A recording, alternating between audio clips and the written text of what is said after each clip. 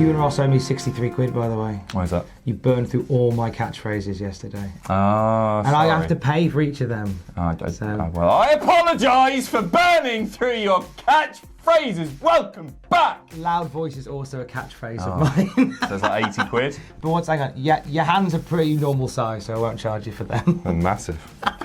Here's some news! Reports of a WWE Superstar being suspended for a violation of the wellness policy. An NXT star made their debut on Raw last night. And a WWE star is reportedly out with an injury. Find out who in a little while. No sooner did we say bon qui qui, we said tope con goodbye to Samoa Joe after he suffered what looked like an injury on Raw last week. But there could be something a little bit more from Samoa Joe to be announced. Things have got a little bit interesting here. WrestleVotes on Twitter, who've largely been really reliable for huge wrestlers' scopes, tweeting out, word coming out of Raw is that more suspensions are coming. Must be something in that Southern California water. Hint, hint, working to confirm details. And then they followed up with a gif of Samoa Joe looking sort of confused or a bit pissed off while looking at his phone, right? Yeah. There are various news outlets now reporting that Samoa Joe is about to be or has been suspended for a violation of WWE's wellness policy. However, we haven't had official confirmation from WWE, and there are also conflicting reports. Sean Ross Sapp, for example, from Fightful.com, responding to somebody speculating on who this suspension may be. He said that there is a suspension or suspensions coming, but he said they don't get suspended for pot, responding to somebody's question on Twitter. I just asked if Joe was suspended, and they said no, referring to WWE. We've also reached out for comment. WWE haven't got back to us yet. Interesting stuff. I mean, that injury, it was odd, wasn't it? Yeah. It was an odd one last week, to the point that we were all going in the office like, oh, was this a work? Because they managed that really well. They continued, and it was flawless. And maybe it was, maybe it wasn't now. It was a very confusing way to, if this is what it all pans out as being, it was a very confusing way to write Samoa Joe off TV. Like, oh, he banged his head, but he's all right. But in the ad break? During the ad break, he banged his head. Like, it's the It looked like a nasty fall. Like, you saw the fall, they replayed it, but it was like, oh, did he not? And they let him walk out on his own as well. He wasn't assisted to the back with a concussion. Normally you'd be at ringside for a little bit longer, just make sure everything's okay before being escorted to the back. You would have I'm done. not sure. I'll tell you what would have been funny though, if this is Samoa Joe being written off, during the ad break, they just replace him with another actor playing the part of Samoa Joe and just don't reference it. That'd have been amazing. They just get somebody. Who would you choose? Boa.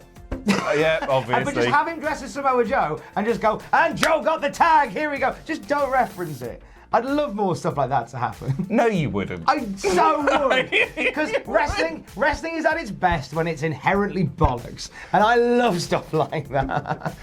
Fair. Well, they missed an opportunity, according to one Tom Campbell. There goes the boat. It's gone without you. It's gone without you. Busy old night on Raw last night. Loads of stuff happening, including the debut of an NXT lad. Angel Garza rearing his beautiful head, taking part in a match with Rey Mysterio and with Zelina Vega by his side. This is fun. This is unexpected as well. Obviously, Andrade was suspended a week and a bit ago for, this time last week, wasn't it? After, for wellness policy violation of his own, and now Angel Garza is with Zelina Vega, and he's super heely.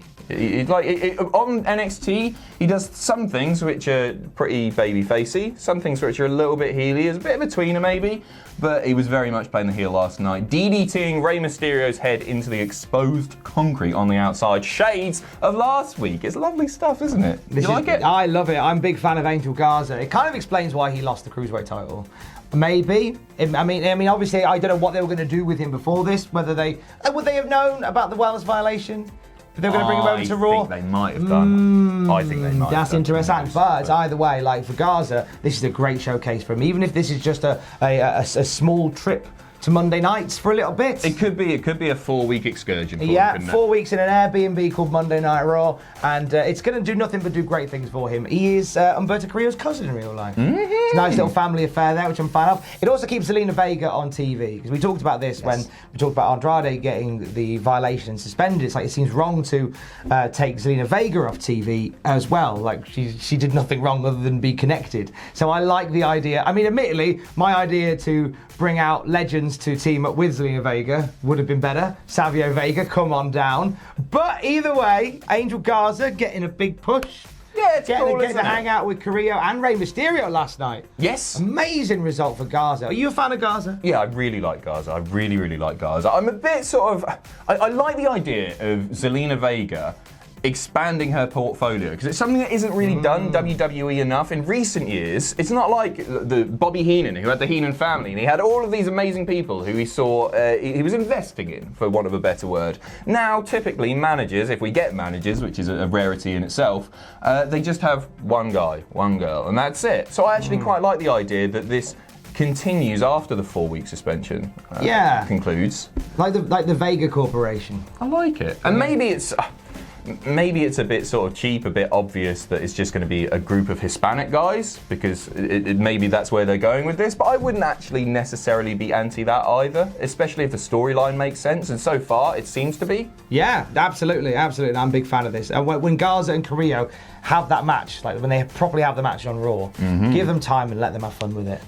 You can see that there's a really nice, normally I complain about throwing together tag team matches, multi-man matches on Raw, but when you've got the likes of Rey Mysterio, Angel Garza, Humberto Carrillo, Andrade, all mixing it up, I think that could be sensational. Vega. Possibly Savio also. Vega, Zelina Vega, Savio Vega. Turn to the family. I've only just realised that. Another few days off. Another few little days off. No, When's mate, your birthday? Is it coming round? It's tomorrow! Oh, tomorrow off. Boy. I have never been on more form. This is me at my best now. Let's go across the pond to NXT UK, where two stars in particular are standing out to the guys behind the scenes. One is Ilya Dragunov. According to numerous reports, Triple H is apparently obsessed with Ilya Dragunov. I love that. Wakes up in a cold sweat. Ilya! Posters of him on the wall. Oh, hey, Ilya. I mean, Steph. What's for breakfast? But there's another one from NXT UK that they're quite high on at the moment, isn't there? That's right. Shawn Michaels, reportedly a big fan of one Jordan Devlin, the new Cruiserweight champion. And this plays in to the plans for the Cruiserweight title as a whole. So, via TalkSport, Alexis McCarthy, Shawn Michaels is said to be big on Jordan Devlin and wants him to defend the Cruiserweight title across all brands. That's from the Wrestling Observer newsletter, that second part. So that's really interesting, because we were speculating when this title change happened. It's like, oh, okay, so the Cruiserweight title is going to be over in NXT UK now. Okay, that's cool. That's a reason to tune in. I mean, it might be there for a bit as well. I don't know if this will be a thing, because they've only just had it minted to have NXT on it. They've just... It's the NXT Cruiserweight title now. They've just taken the WWE logo off it. It just seems... But then, mind you, I guess we live in the Wild West now. You know, yeah, absolutely. WrestleMania looks like it's going to have NXT title on the card, and Rhea Ripley, Charlotte Flair, perhaps. We'll come find out on Wednesday. I'm so excited to see people get behind Jordan Devlin, though. Oh, yeah, he's an absolute boy. And Dragunov. Oh, and of course, two good picks. You got good taste, guys. Who'd have thought those DX old timers would know what they're talking about? Jordan Devlin wants to ask you a question as Triple H and Shawn Michaels lead into him covered in neon green. It's a callback for you. And now Lamar. Kalisto wasn't on telly on Friday. I know, I did a cry. Right down here. There goes my tear, rolling down my cheek, landing on my knee. And the reason is, it looks like he might be injured, sir. Oh. I know. I do another cry. This time from my other eye, down my face, onto my knee. Sounds like I'm not going to be nasty about this. Pro Wrestling Sheet. I did a cry. Did I not remember? Yeah, no, you mentioned it. I mentioned I did a cry. Pro Wrestling Sheet reporting that Kalisto suffered a separated shoulder. Doesn't require surgery at this time, but there's no timetable for Kalisto's return. It's not going to be the same without him. It would be like losing Eric Young. Or Mojo. All right, let's look. Okay, so the Kalisto injury occurred apparently on the 30th of December. It was at a house show in LA.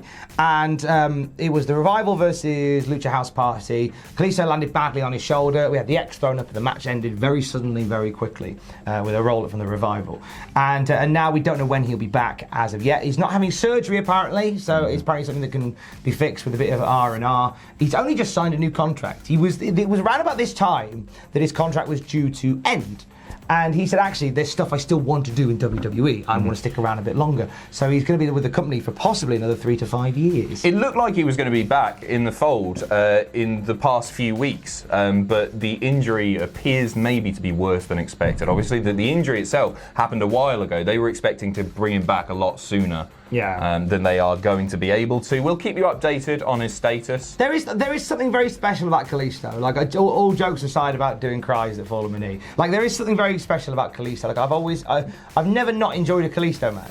There just hasn't. I haven't. I genuinely haven't. I like him. I like him as a wrestler. He's fine, yeah. He's just fine. Of course he's good in the ring. I don't care, though. Do you care? Your ambivalence to Kalisto makes me do a cry out of this eye. All right. Down my face. Should we go and do some lucha things? Yes. Shall we? Let's go do some lucha things. That's my favourite Kalisto moment. Have yourself a great Tuesday. Do some Tuesday things. Hey, thanks for watching. Don't forget to leave a comment in the comment section down below. You can support us on Patreon by going to patreon.com/Cultaholic. Lastly, don't forget to hit subscribe and join us.